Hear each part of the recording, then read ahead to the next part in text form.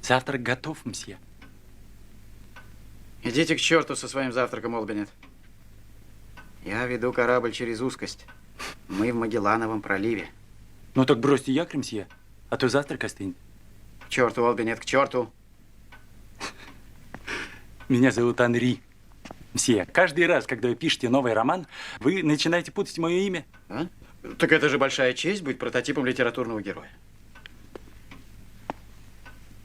Честь. Я прочитал вашу последнюю книжку. Этот тип, которого вы нарисовали с меня, мне совсем не понравился. Довольно недалекий малый. Разве? Мне бы не хотелось выглядеть посмешищем. Осмелюсь доложить, у меня есть невеста. Но она, правда, не читает книжек. Но мало ли, что скажут злые языки. Ну, хорошо, хорошо. Хорошо. Я обещаю, что в новом романе вы будете выглядеть настоящим героем. Совершите уйму подвигов и погибнете, как храбрец. Мне не нравятся такие шутки, мсье. Даже если они проделываются с моей копией. Не обижайтесь, Анри. Я подумаю, как с вами быть. Так что передать зайчьему рагу? А у нас сегодня зайчий рагу? Да. Ну, передайте ему, что я сейчас приду.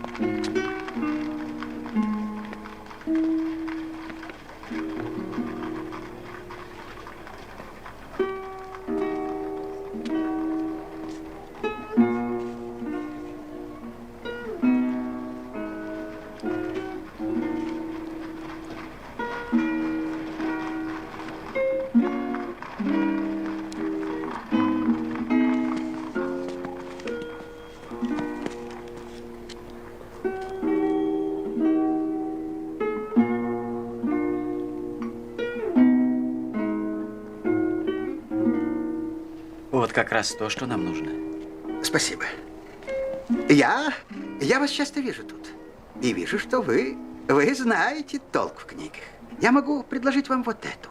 И я уверяю вас, что вы получите бессонную ночь. Вы улыбаетесь.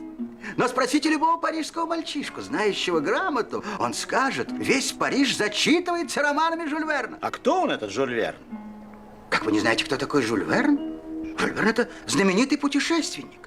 Он объехал весь мир, и вы знаете, он даже спускался в кратер действующего вулкана. Стало быть, он описывает то, что видел. Это-то и подкупает в его сочинениях. Детали, подробности, которых нельзя придумать. Вряд ли это можно сказать о книге, которую вы держите в руках. Или автор сидел и в том снаряде, который отправился с Земли на Луну. Значит, вы читали эту книгу? Право. Вы придираетесь, месье.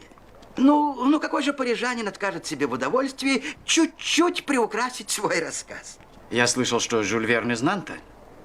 Боже мой, Нант, Париж. Все это вместе называется Франция. А Жюль Верн – настоящий француз. Этим все сказано. Ну, ерунда. Ну, никакого Жюль Верна не существует. Что? Под этим псевдонимом работает целое географическое общество.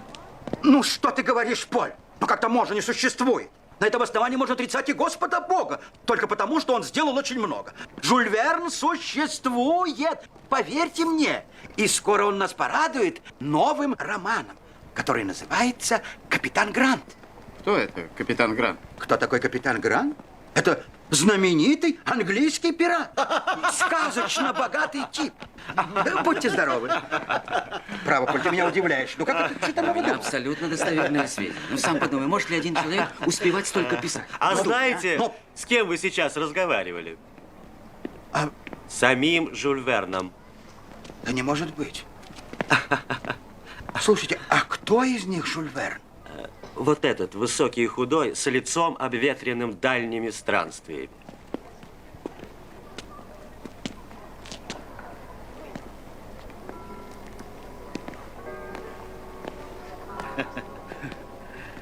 Вот вы и знаменитый, мой друг.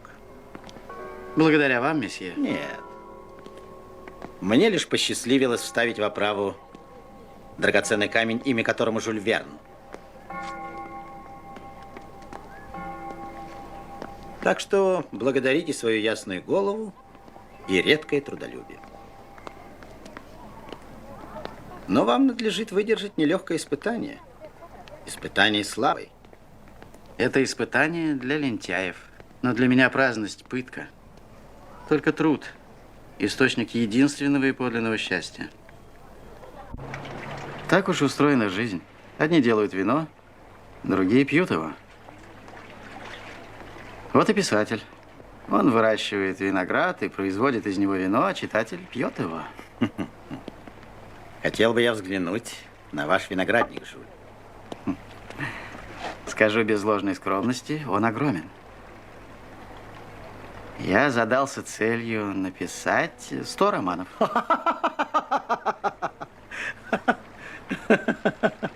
Осторожнее, Жюль, вы побьете все рекорды плодовитости.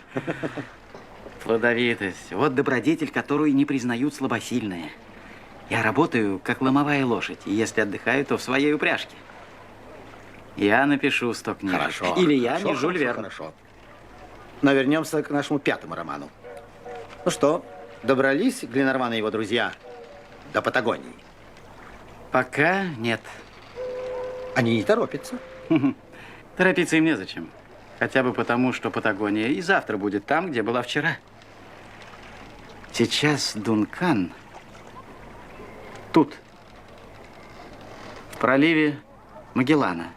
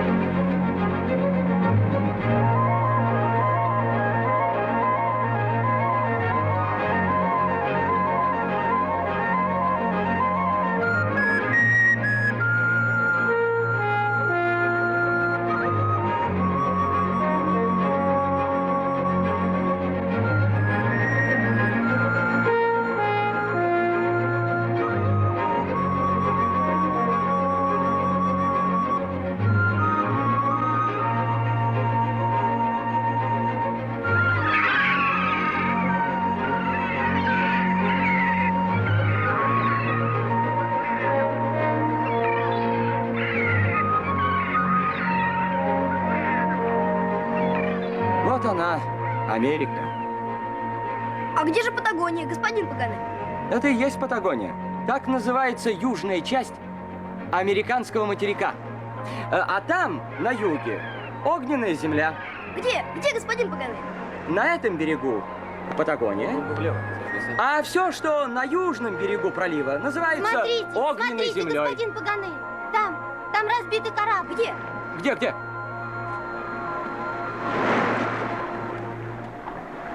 Нет. Если это даже судно, то не Британия.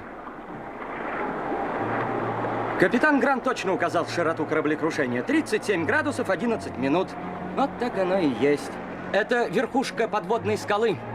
А где же мы находимся? А мы находимся на широте 52 градуса 37 минут. Вот, пройдем пролив, выйдем в океан и вдоль западного побережья Америки поднимемся до 37-й параллели. Подумать только, великий Колумб даже не подозревал, что он открыл новый свет. Почему? 4 раза он приставал к Америке у различных берегов. Притом считая эти берега китайскими или японскими. Увы, Америка даже не унаследовала его имени. Кто же первым догадался, что Америка – это Америка? Магеллан, по пути которого мы плывем. В 1520 году на своем судне «Тринидад» он первым прошел через этот пролив. Ах, какую он должен был почувствовать радость, когда перед его глазами, сверкая под лучами солнца, раскинулось новое море. Вот оно! Океан! Тихий океан!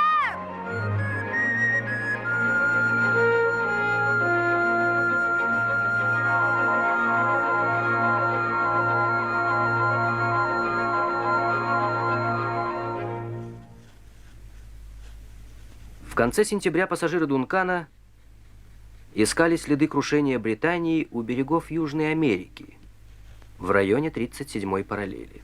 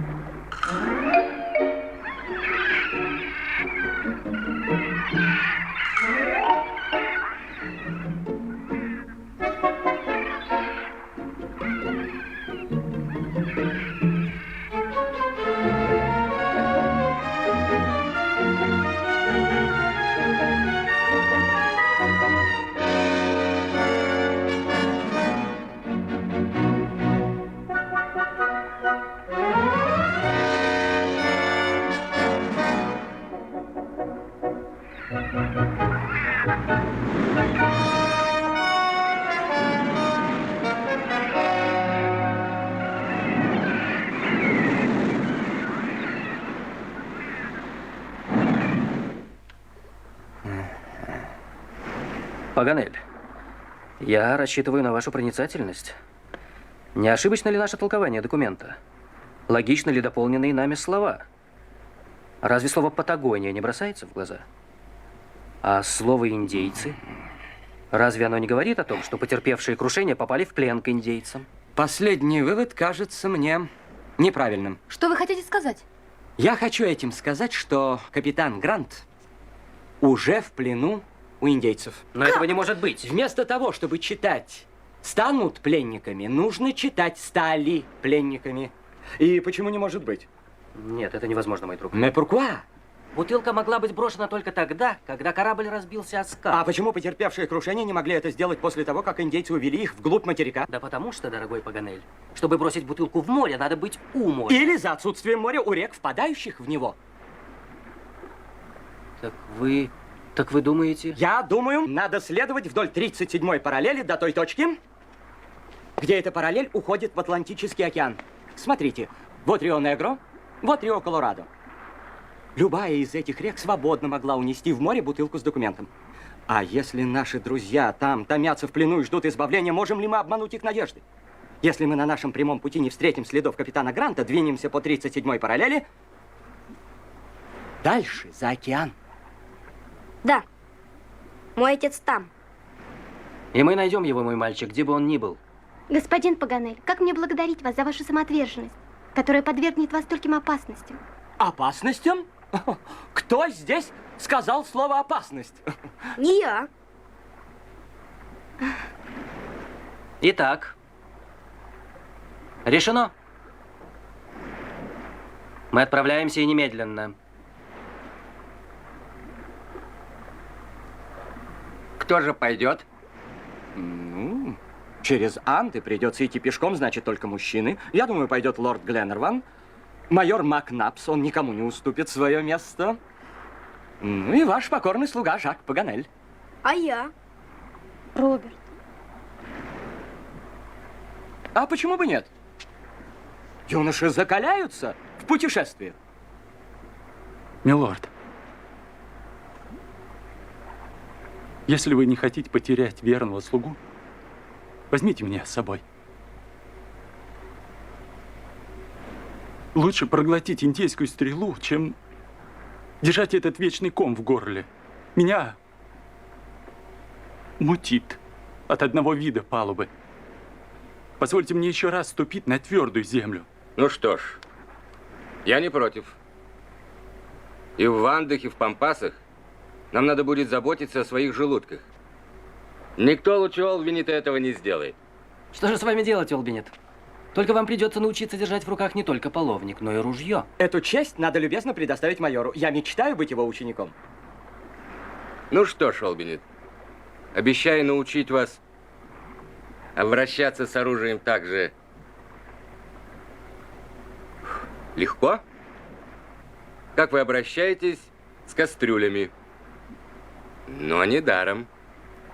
В обмен на вкусные завтраки и обеды. Буду стараться, господин Макнапс. Итак, Дункан должен ждать нас на Атлантическом побережье. Да, между мысом Корриентес и Сан-Антонио.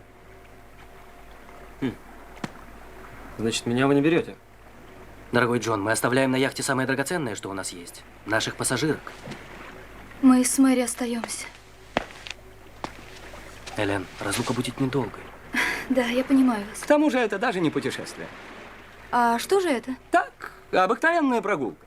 Если хотите переход, и мы совершим его, как совершают путь земной все честные люди под благородным девизом «Трансире бенефациендо». Идти, творя добро.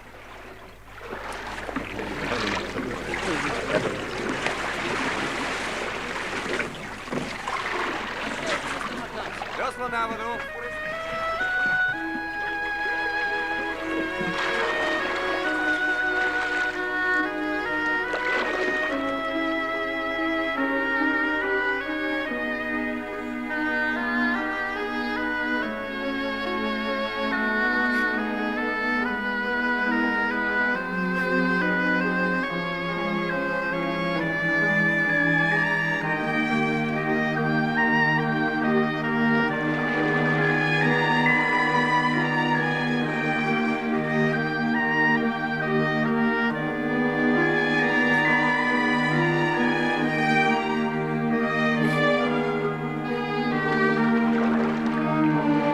Мы найдем его! Найдем!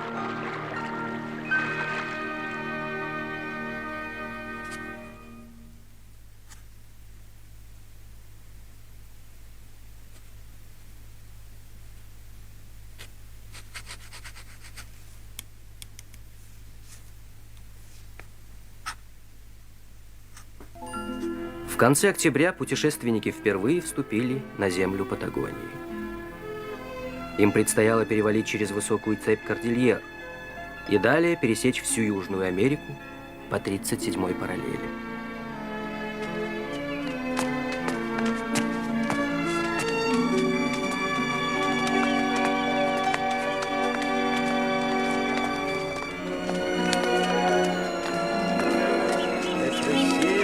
Ajudar a uma pessoa. É preciso É preciso ajudar a uma pessoa. É preciso ajudar a uma pessoa. Os filhos do Capitão Grant.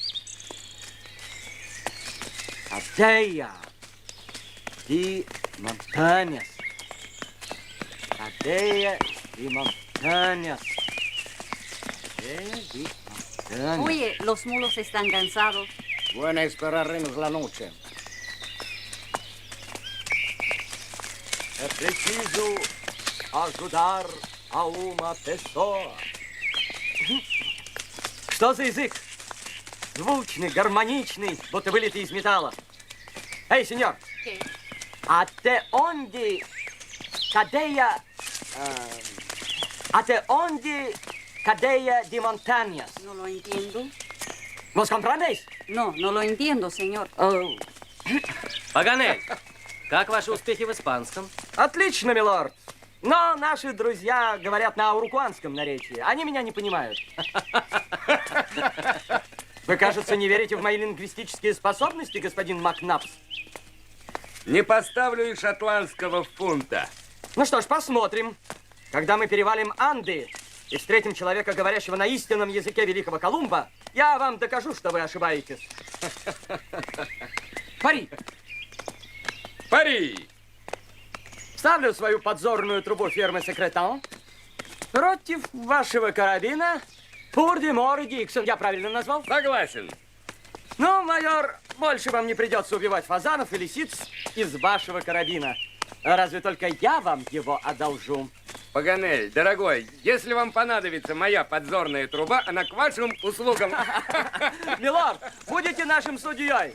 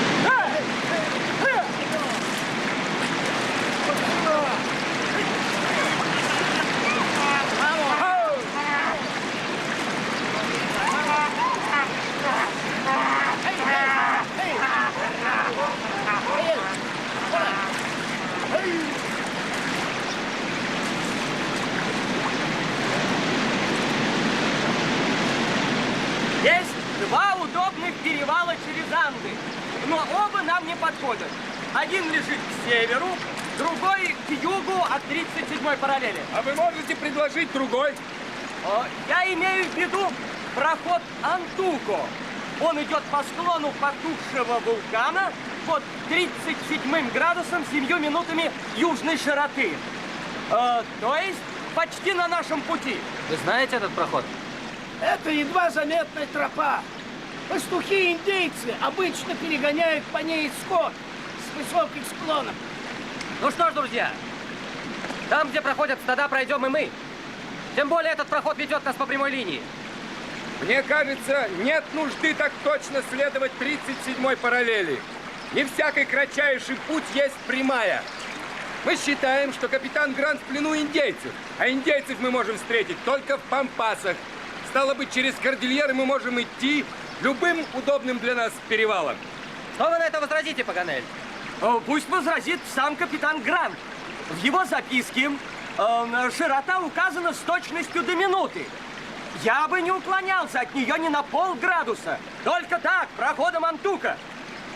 Если мы даже не найдем капитана Гранта здесь, в Андах, то нам не в чем будет упрекнуть себя.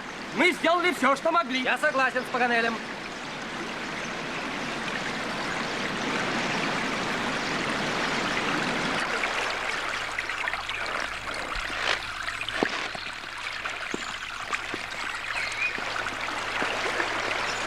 Представьте себе, мой почтенный друг, что еще несколько лет назад в этих пустынных местах творилась настоящая золотая лихорадка. Да? Один чилийский крестьянин нашел в этой маленькой речушке слиток величиной с кулак. Сеньор знает эти края? А? Разумеется. Каким образом? Путешествовал здесь, в кресле.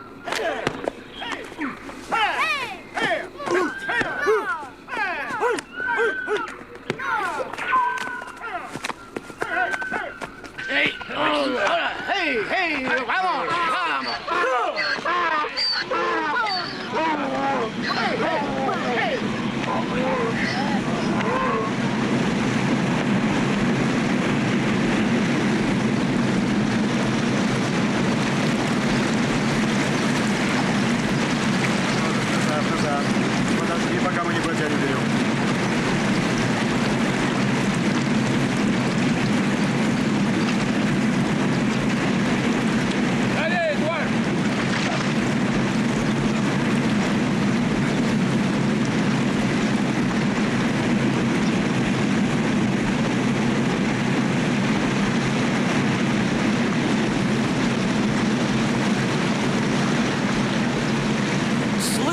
Слыхивал о такой речке. Ручаюсь, она не обозначена ни на одной карте мира. Да? Тогда надо дать ей название. Правильно, малыш. Речка без названия – это как человек без имени. Только как мы ее назовем? Рио... Рио-Глазго. Рио-Глазго. Красиво. Рио-Глазго.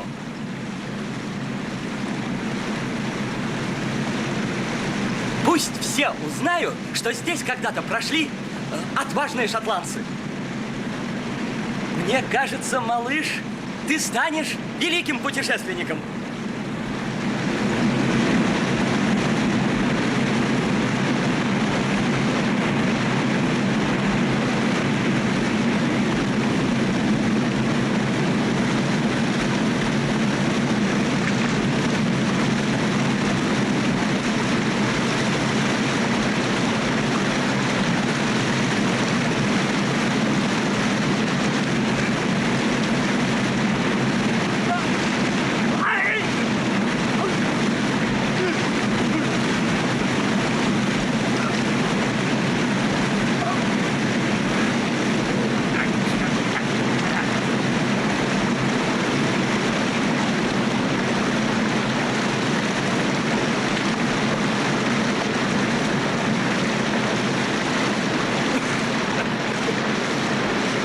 Кажется, я вижу проход Антухо. Вот это седло перевала, да? Правый, сеньор, это он и есть. Да-да. Вот перевал. Да, сеньор.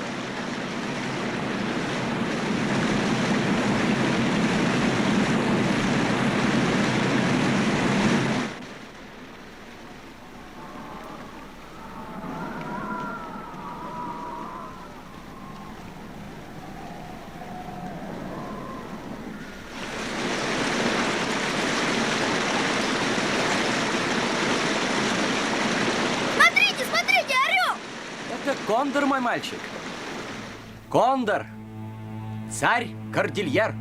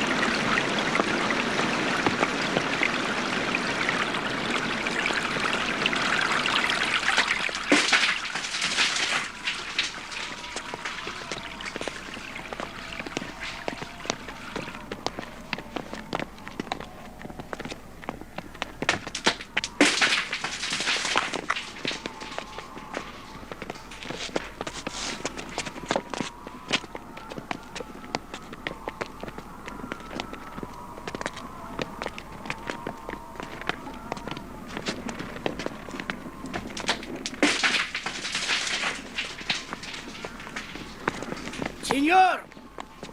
Сеньор! Что там, Хосе? Видите? Там! Где? Вон, видите то облако? ¿Qué pasa, José?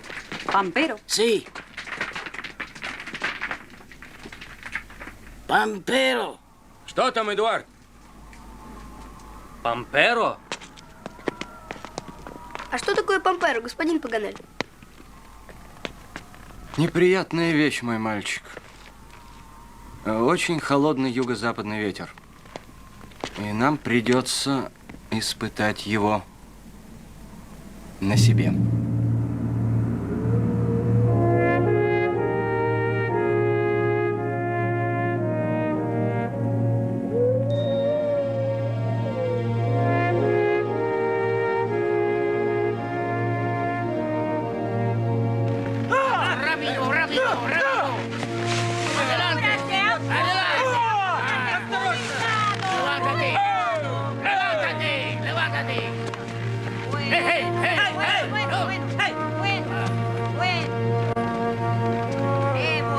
Догоняйте, Нильсон, догоняйте!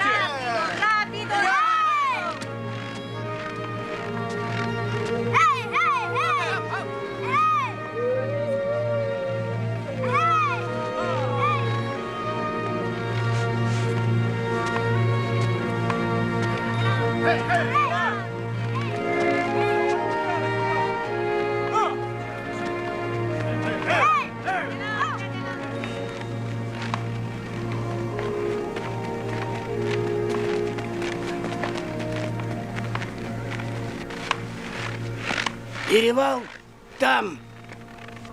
Значит, мы в проходе Антука. Да. Но животные дальше не пойдут. А люди? Люди есть люди. Что будем делать, друзья? Решайте быстрее, ибо вот-вот начнется Памперо. А в чем, собственно говоря, дело? Нужно перевалить через хребет. Вершины уже видны. А с той стороны мы легко раздобудем аргентинских лошадей и проводников. Так вперед же и без колебаний.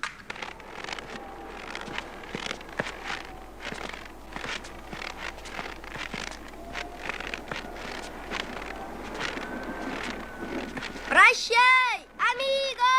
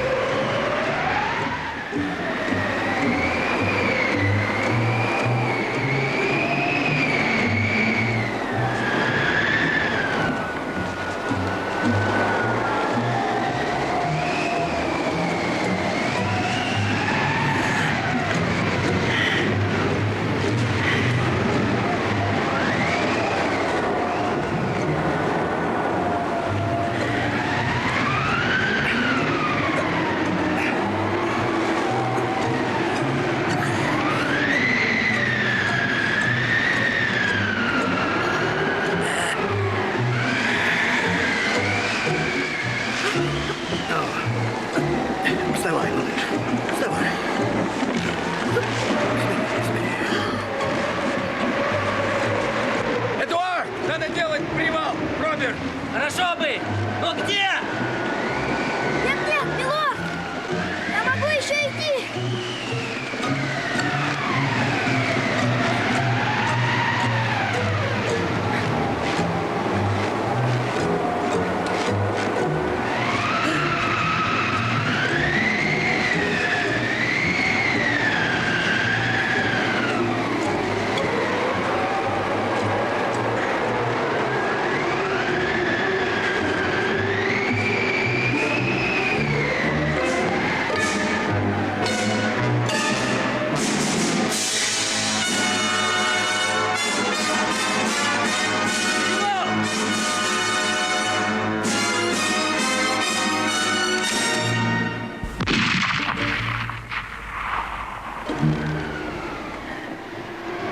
Все. Перевал!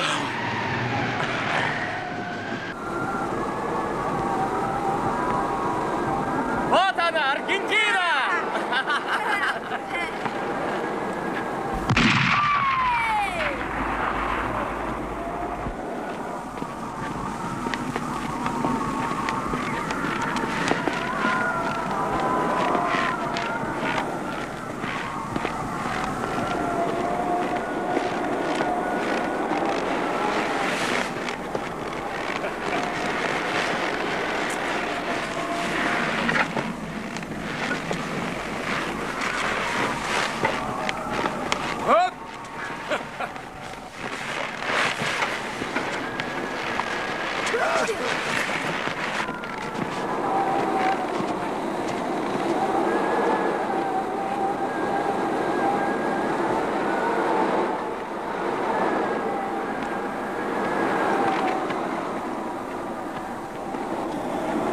Пропасть!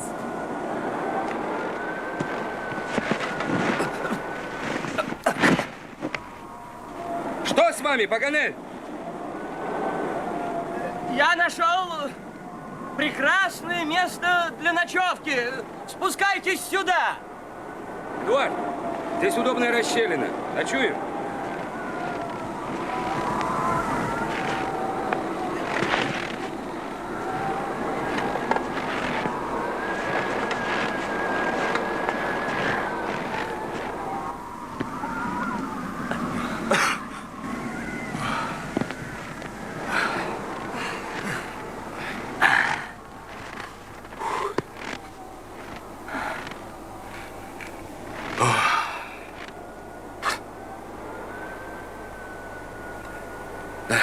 Полбинет. Чашечка горячего чаю никому бы не помешала сейчас. Так точно, сэр. Не помешало бы, но где добыть огонь? Под снегом должен расти сухой лишайник. Из породы льяретта... Из породы дров, вы хотите сказать? Ну что ж, друзья, за дело!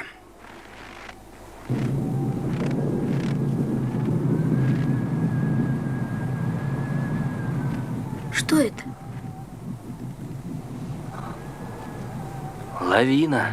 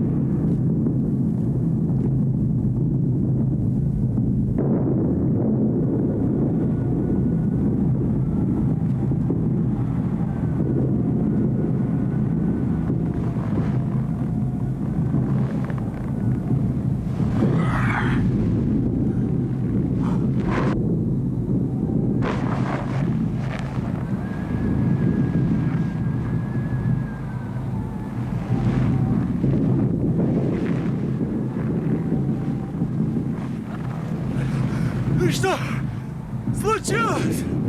Через нас прошла лавина!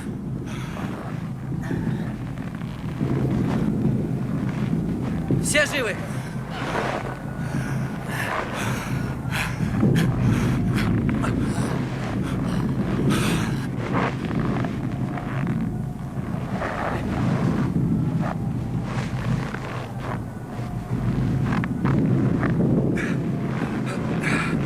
Что вы там ищете, любезный Пагане?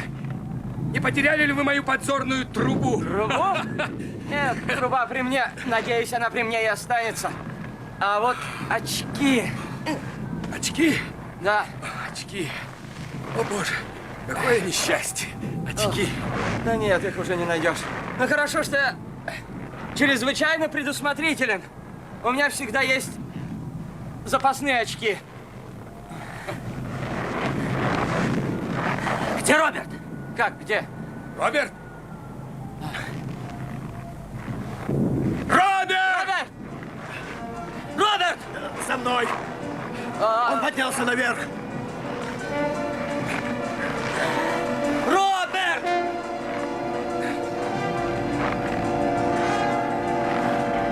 Роберт!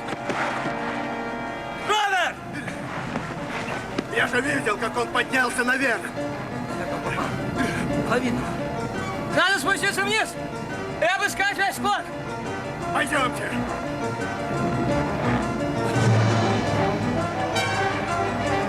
Роберт!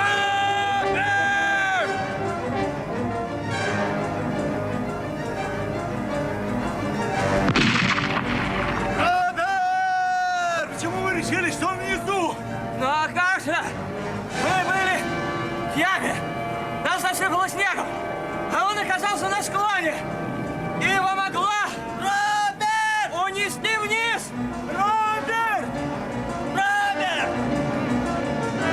Роберт!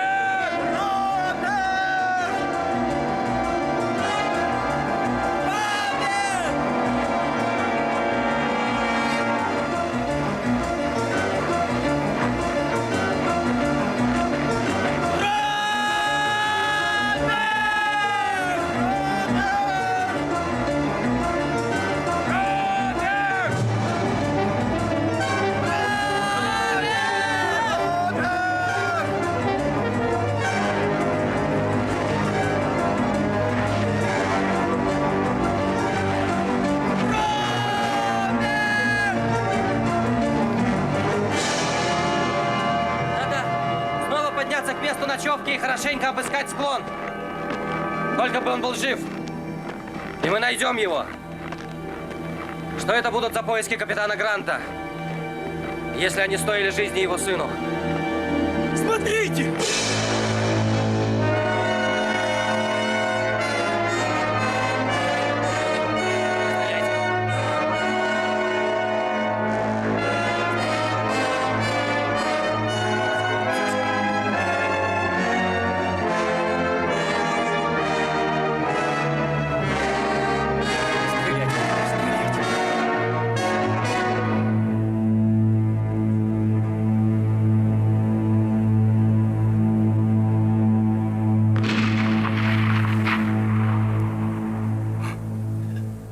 Кто это?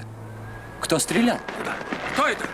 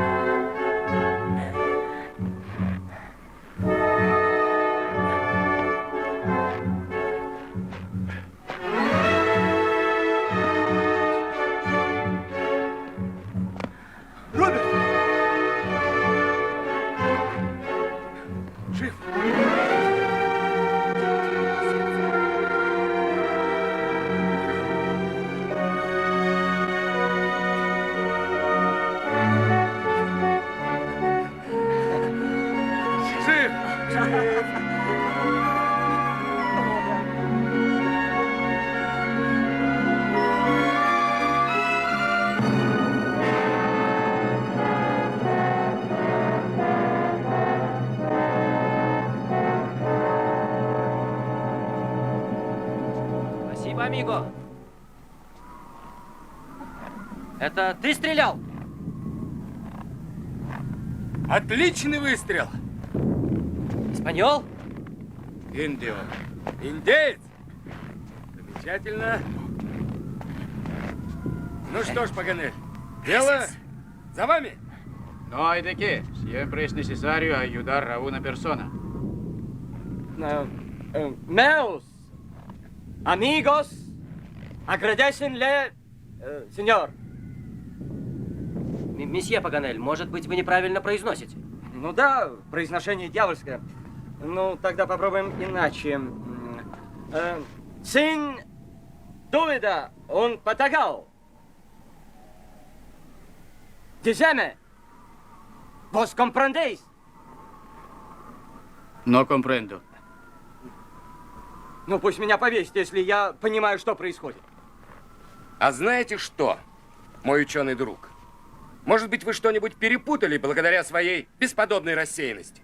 Вы слишком много позволяете себе, майор. Так почему же вы его не понимаете? Да потому что этот туземец очень плохо говорит. А вы считаете, что он плохо говорит только потому, что вы его не понимаете? Ну, пожалуйста, я сейчас вам покажу книгу, по которой я ежедневно изучаю испанский язык. Пожалуйста. Что это? Это Лузиады, поэма великого Камоэнса.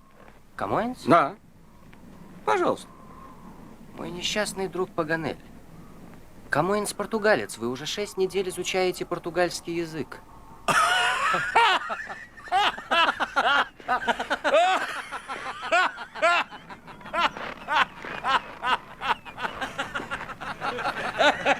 Португалец? Отправиться в Индию, а оказаться в Патагонии, изучать испанский язык, а выучить португальский. Знаете, если дело так дальше пойдет, то в один день вместо того, чтобы выбросить через окно сигару, я выброшу сам. Шутки шутками, но мы остались без переводчика. Друзья, не отчаивайтесь. Испанский и португальский столь похожи, что, как видите, я мог их даже перепутать. Но я думаю, что с помощью этого достойного патагонца скоро я буду знать 2 языка. Ну что ж, ставлю свою подзорную трубу. Так, против? Черт, у меня уже ничего, кроме очков, не осталось. Хорошо, пускай будут очки. Дело ведь не в них, а в принципе. Но предупреждаю, что на этот раз вы проиграете, майор. Посмотрим. Ну, хорошо, друзья. А сейчас прибегнем к языку жестов. Я Жак Паганель. А ты? Ты. Не-не-не-не-не, а ты — это я, Жак Паганель. Он майор Макнапс, лорд Гленнерван, Роберт. А ты? Yo. Indio. Португез. Не-не-не, я не португез, я француз. Я просто изучал португальский язык. Паганель, Макнапс, Талькав. Талькав. Очень красивое имя. Браво. Вот так, хорошо.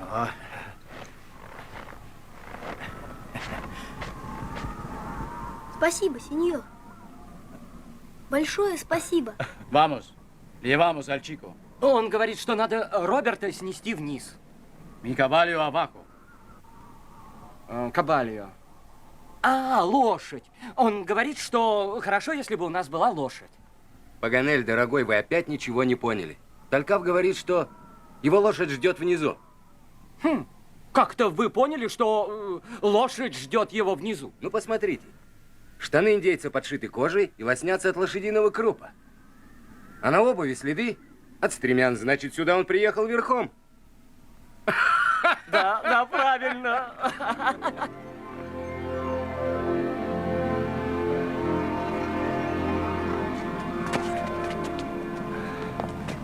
Aquí, cuidado.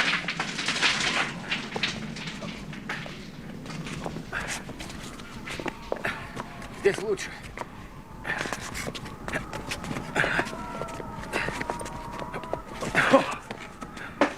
Bueno.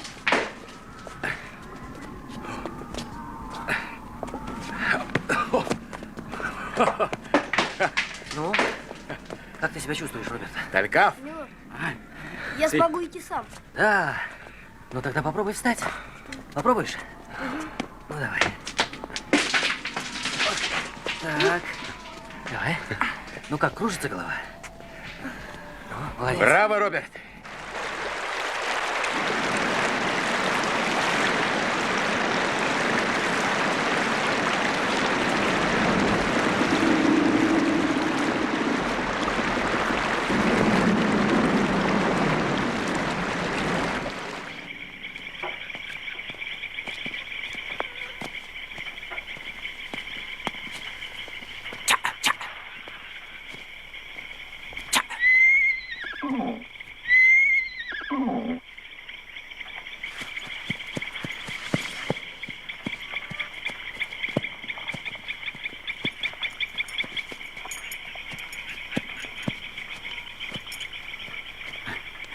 Таука.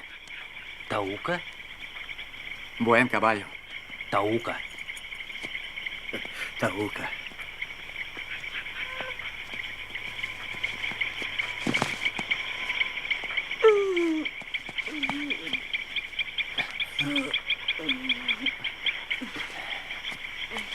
Надо немного потерпеть, Роберт. Ты же мужчина. Эта трава по латыни называется апиум гравиоленс, а по-нашему сельдерей. Паганель, да вы просто книга мудрости. А я есть книга, только надо уметь ее читать.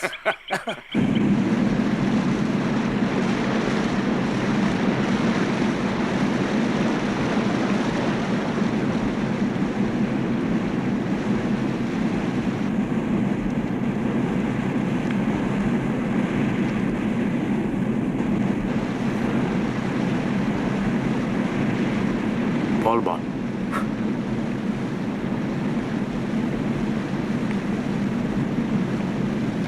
Порох.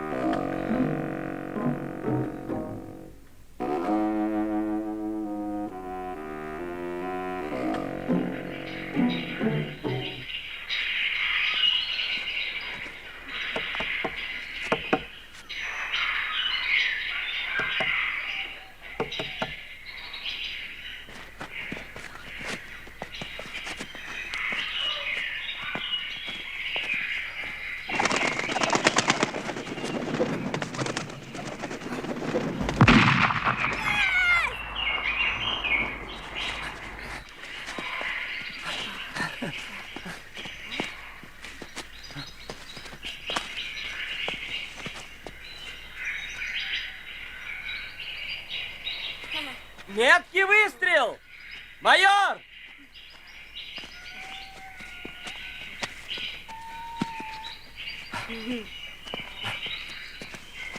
Джунгли. Настоящие джунгли.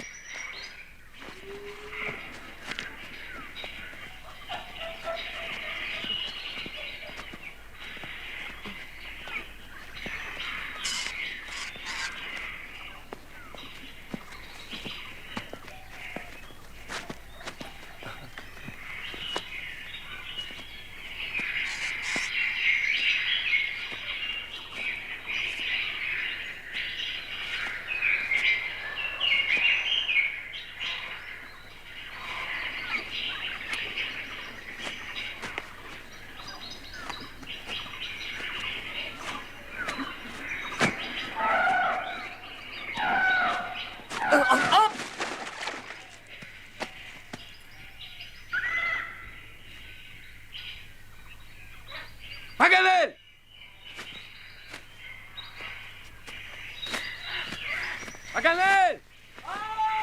Месье Паганель! Где вы? Да!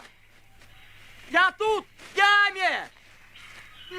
Дайте мне руку, дружище, и я поднимусь на поверхность земного шара! Как же вас сюда угораздило?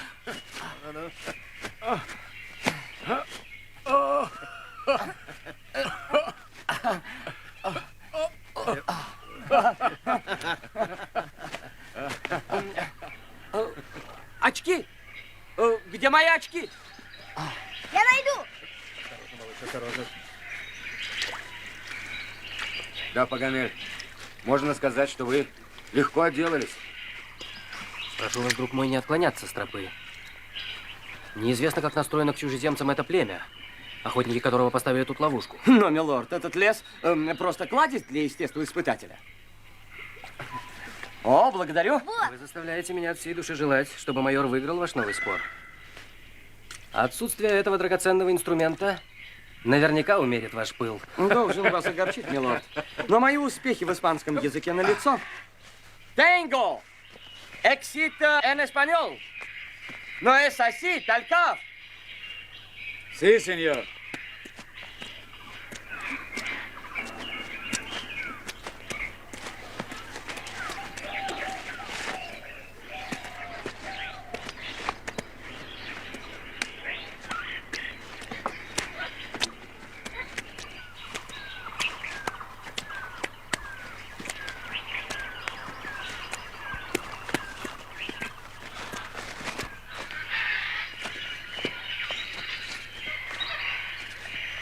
Привал! Descanso! Sí, un lugar cómodo.